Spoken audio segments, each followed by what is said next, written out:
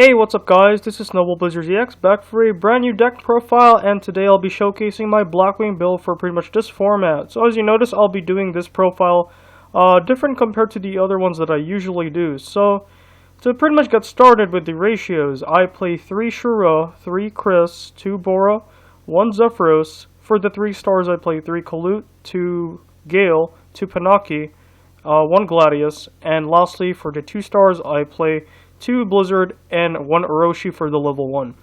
For the spell lineup, I play 3 Black Whirlwinds, 2 Pot of Duality, 1 Allure of Darkness, 1 Forbidden Lance, and 2 Forbidden Chalice, which will be temporary. And finally, for the trap lineup, we play 3 Icarus Attack, 3 Fiendish Chain, 1 Vanity's Emptiness, 1 Delta Crow to Reverse, 1 Solemn Warning, 1 Bottomless, and 1 Torrential Tribute. So to get started, of course, with the monster lineup, the reason that I've been playing 3 Shura is I've noticed that I've been wanting to get like an opening starter play early game, and I've noticed that, Shura has been putting in a lot of work.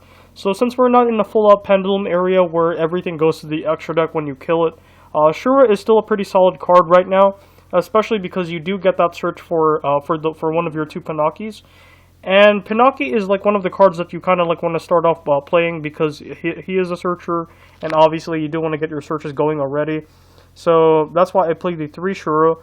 And for that reason, that's one of the reasons why I pretty much like caught Bora to 2. And I feel like with the ratio of 3 Bora and 2 Bora and 3 Chris is pretty sufficient. I feel like 3 Vitch is a little bit too much, especially because the monster count of this build is already super high.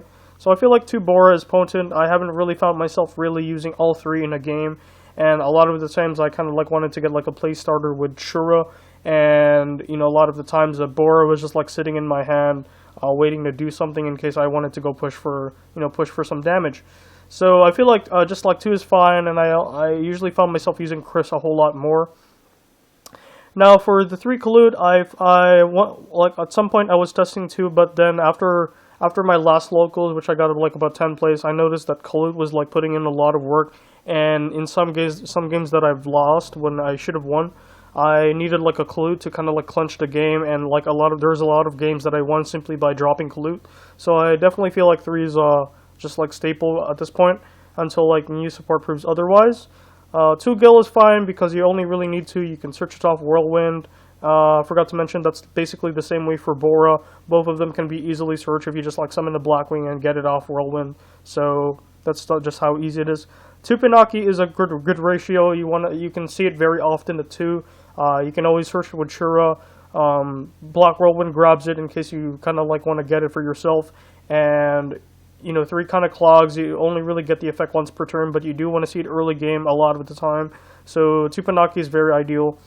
1 Gladius. Gladius is pretty staple in this build at this point because you do have your level 3 tuners like Gale and Panaki, and you do have the plays with Black Whirlwind, where if you summon either one of them, you can grab a Gladius from your deck, since he's also one of your lower attack Blackwings that you could just easily grab with Whirlwind. And special Gladius, go for Nothung, you get the extra normal summon, and then you get to search again with Whirlwind because of Nothung's effect. And of course, 2 Blizzard is a good ratio, and also the 1 Orochi because you do have access to a lot of combos with Orochi, like going into your level 8s with Beals alongside Gladius. You have the Nothung Hawkjoe play, where if you bring out Nothung and you have Orochi in your hand, you can synchro with Nothung, bring out Hawkjoe, have Hawkjoe's effect, special summon Nothung from the grave, and so forth.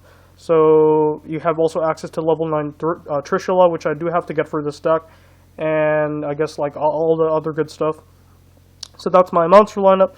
For spell, 3 Whirlwind, obviously, 2 Pot of Duality to help dig into your deck, and I personally don't really like cards for Black Feathers because as much as possible I don't really want to banish my hand too much, and I already have Allure for that. And they basically do the same thing, except I kind of like that Duality doesn't really banish a card from your hand, because every Blackwing in your hand is a combo piece, and if you do end up banishing like something that could have been important later on, it kind of hurts. So I'm definitely just like fine with just like plain Allure, and at least Duality you kind of like get to like dig deeper in your deck by like 3 cards, and at the same time you don't really lose anything. So it's really the same thing as cards for Black Feathers in my opinion. I played the one Lance really for just like back row, kind of like some form of back row hate. I might drop it for an extra Delta Crow, but it's also really nice battle phase control, and I personally love it because it's chainable, so you don't have to be like super specific, and it's a spell, so you don't have to like wait to set it. And right now I'm playing 2 Chalice, which is only temporarily, but this is basically 2 effect negation cards.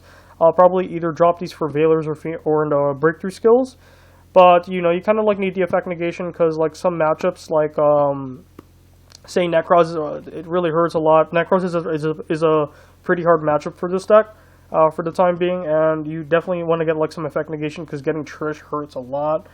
And you like there are times where I kind of like want to set up board and I want to drop stop like a rank 4 play, notably Exciton, because if you do go off and they drop an Exciton, it hurts. So there's that. And for the trap lineup, obviously you want to play 3 Icarus because it's basically your MST, and it's just like a really great card in this deck, especially because if you use it like on while you have like a Hawkja, you tribute like one of your Synchros, which Hawkja can just like easily bring back, or you use it on a Blizzard in case they try to negate the monster effect, or use it on a Pinocchio and you get a search next turn anyway. So yeah, this is just like an easy momentum card, and it does hurt like a lot of decks, especially back row heavy ones. Fiendish Chain, obviously for effect negation. Vanities is Vanities. Delta Crow just for back row hate decks. I'm not entirely sold on it yet, but you know, you want to get like that mass removal going, especially against Klee matchup or Tellers or BA, because BA is also a pretty tough matchup for this deck. And Warning for Pendulum Summons and Denko Seka also hurts like some extra deck plays. Bottomless for Klee matchup mainly, and lastly the one Torrential for basically mouse removal, and also helps against Klee. And also the fact that Chris doesn't really care if you flip a Torrential. So there's that. So that's pretty much my main deck. And for the extra, well, right now it's incomplete, but you know, it's a work in progress. So I play one Bills as my lone standalone at level 8, and I do feel like he's kind of like the best one so far out of all the 8s that you could probably choose from right now. There is always Stardust Spark, but I do like the Bills' added benefit of being a 3K beater, and the fact that he just like protects himself like flat out. He doesn't need to like have like say Spark can really only protect himself once, but at the same time you have Bills that could just like sit there all day, and you have back row to protect him, which makes him like a lot more threatening. And if you do have like a Hawkja play with him, it makes your opponent kind of like second guess which of the threats that they find like a lot worse, either Bills or Hawkja. And for the 7s, I play the one Armor Master, 2 Hawkja, and the 1 Black Rose. I do want to get a Clear Wing for this deck, but you know, so far the 7 lineup has been pretty solid. I play 2 Nothing and 1 Vulcan for the level 6. I do feel like Vulcan is kind of like better in this deck compared to Goyo Guardian. Goyo has been pretty subpar at the moment, and you do have like combos where you can bounce, like sometimes you can bounce your Blizzard, so you can use it next turn. You always have like access to bouncing something with Black Whirlwind. You can bounce one of your Blackwings like Bora or Chris, and it's very, very potent against Fiendish Chain. One of my favorite combos, especially because you do want to get like that effect negation, like pretty much like all the time. So it's very like Vulcans are like really nice with Fiendish, and helps bouncing's like pretty decent. And that's pretty much all my 6s, and lastly I run just like the 1 Armades for the 5 in case I really need to make a 5, and I feel like, you know, kind of helps against the Crows matchup too, and the floater decks. So for my rank 4s, I play with the 1 Castal, the 1 Dweller, Cowboy, Honor Arc, Ragnar Zero, and Karen Gorgon. I have a friend who's borrowing my Exciton right now, so otherwise I would be playing Exciton over, say, Honor Arc, because I do feel like Karen Gorgon's actually pretty good. Basically for the redirection effect, and Ragna for Klee matchup, and the fact that you have like so many attack manipulators like Nothung, Gale, Chalice, and Lance over here, so you can just like easily get like an instant plus off of Ragna. And Cowboy for Game Ender, Dweller for basically grave matchups, and Castal's Castal. So that's pretty much like the main deck. I don't really feel like showing the side right now as usual. Don't really feel like it's necessary. It really depends on your local. But like overall, the deck has been pretty good. I feel like it's a really solid rogue deck. You just gotta like fix your sideboard to help, or I guess your main board to help against like certain matchups like BA and say Necros, because I feel like those are probably like the 2 hardest ones.